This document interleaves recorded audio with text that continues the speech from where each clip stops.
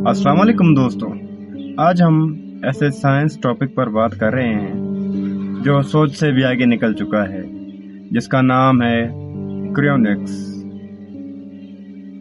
Cryonics क्या है? Cryonics एक ऐसी साइंटिफिक प्रोसेस है जिसमें किसी इंसान की बॉडी या सिर्फ ब्रेन को उस वक्त पर सिर्फ कर लिया जाता है जब उसे लीगली डेड डिक्लेयर कर दिया जाए, लेकिन उम्मीद होती है कि फ्यूचर में साइंस उससे दोबारा जिंदा कर देगी। प्रोसेस किस तरह होता है?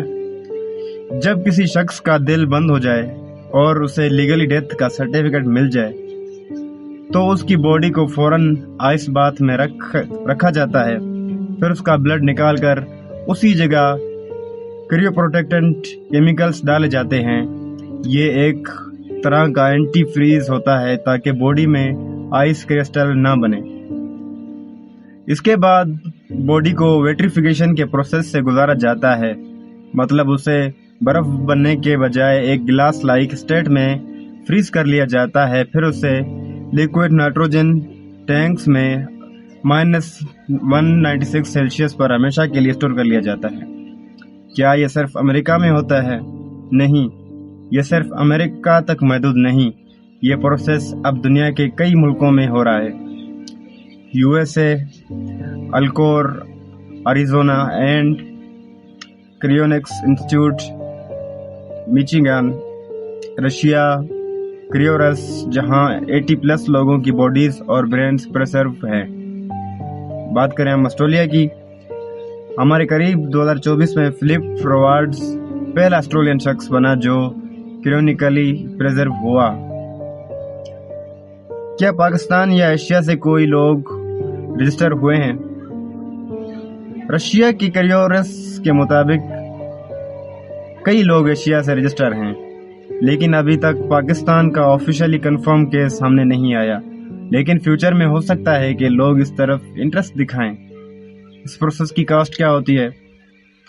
अगर आप होल बॉडी क्रियो प्रोसेस करवाना चाहते हैं तो इस कॉस्ट अप्रोक्स $2 मिलियन तक होती है।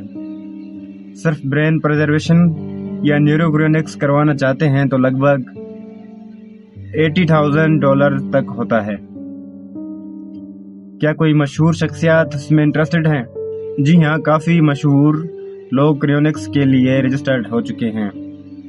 पीटर थियल, पेपल की को फाउंडर, अल्कोर मेंबर अभी है।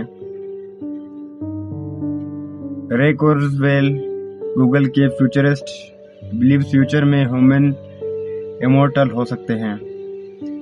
Steve Aoki, famous DJ, Steve Aoki Foundation ने क्रायोनिक्स रिसर्च में इन्वेस्ट भी किया है। क्या अब तक कोई इंसान दोबारा जिंदा हुआ है? नहीं, अभी तक किसी भी इंसान को सक्सेसफुली रिव्यू नहीं किया गया।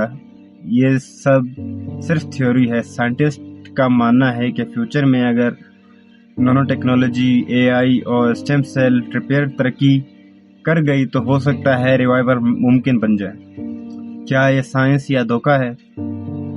कुछ एक्सपर्ट्स कहते हैं कि ये फॉल्स होप है, लेकिन क्रायोनिक्स सपोर्टर्स कहते हैं कि if there is even a one chance to come back, it's better than zero. इस्लाम इसके बारे में क्या कहता है? इस्लाम के मुताबिक जिंदगी और मौत का फैसला सिर्फ अल्लाह के हाथ में है। कुरान में फरमाया गया, हर नफ्स को मौत का मजा चखना है। क्रायोनिक्स साइंस का एक फील्ड हो सकता है, लेकिन जिंदगी वापस देना सिर्फ अल्लाह की कुदरत में है। हम जितनी भी टेक्नोलॉजी हासिल कर लें, रूह को वापस कर लेना इंसानी दायरा इख्तियार से बाहर है।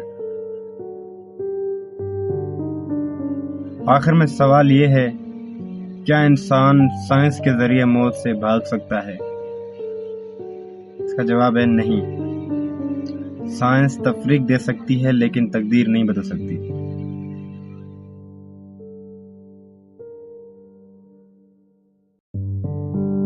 अगर आपको ये टॉपिक इंफॉर्मेटिव लगा तो वीडियो को लाइक करें, कमेंट में अपनी राय दें और सब्सक्राइब करना ना भूलें।